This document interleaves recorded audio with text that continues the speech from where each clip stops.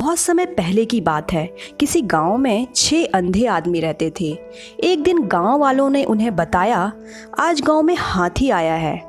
उन्होंने आज तक बस हाथियों के बारे में सुना था, पर कभी छूकर महसूस नहीं किया था। उन्होंने निश्चय किया, भले ही हम हाथी को देख नहीं सकते, पर आज हम सब चलकर उसे महसूस तो कर सकते हैं।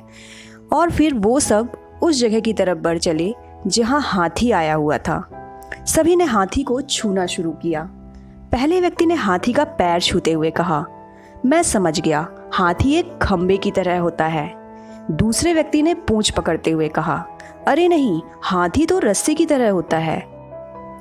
तीसरे व्यक्ति ने सूंड पकड़ते हुए कहा, मैं बताता हूँ, ये तो पेड़ के तने की तरह है। चौथे व्यक्ति ने हाथी के कान छूते हुए सभी को समझाया, तुम लोग क्या बातें कर रहे हो, हाथी एक बड़े पंखे की तरह होता है।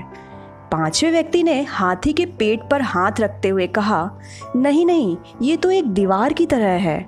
और छठे व्यक्ति ने अपनी बात रखी, ऐसा नहीं है, हाथी तो एक कठोर नली की तरह होता है।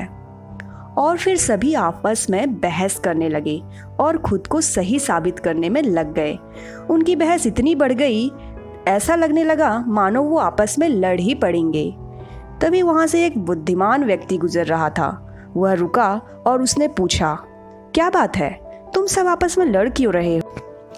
उन्होंने उत्तर दिया, हम ये नहीं तय कर पा रहे हैं कि हाथी आखिर दिखता कैसा है।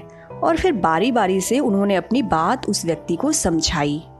बुद्धिमान व्यक्ति ने सभी की बात शांति से सुनी और बोला, तुम सब अपनी अपनी जगह पूरी तरह से सही हो। तुम्हारे वर्णन में अंतर इसलिए है क्योंकि तुम सब ने हाथी के अलग अलग भाग छुए हैं, पर देखा जाए तो तुम लोगों ने जो कुछ भी बताया वो सभी बातें हाथी के वर्णन के लिए सही बैठती हैं। अच्छा ऐसा है, सभी ने एक साथ उत्तर दिया। उसके बाद कोई विवाद नहीं हुआ और सभी खुश हो गए कि वो सभी सच कह रहे थे। दोस्तों, कई बार ऐसा होता है कि हम अपनी बात को लेकर अड़ जाते हैं कि हम ही सही हैं और बाकी सब गलत हैं। लेकिन यह संभव है कि हमें सिक्के का एक ही पहलू दिख रहा हो और उसके अलावा भी कुछ ऐसे तथ्य हों जो सही हो। इसलिए हमें अपनी बात तो रखनी ही चाहिए, पर दूसरों की बात भी सुननी चाहिए और कभी भी बेकार की बहस में नहीं पड़ना चाहिए। वेदों में भी कहा गया है कि एक सत्य को कई तरीकों से बताया जा सकता है।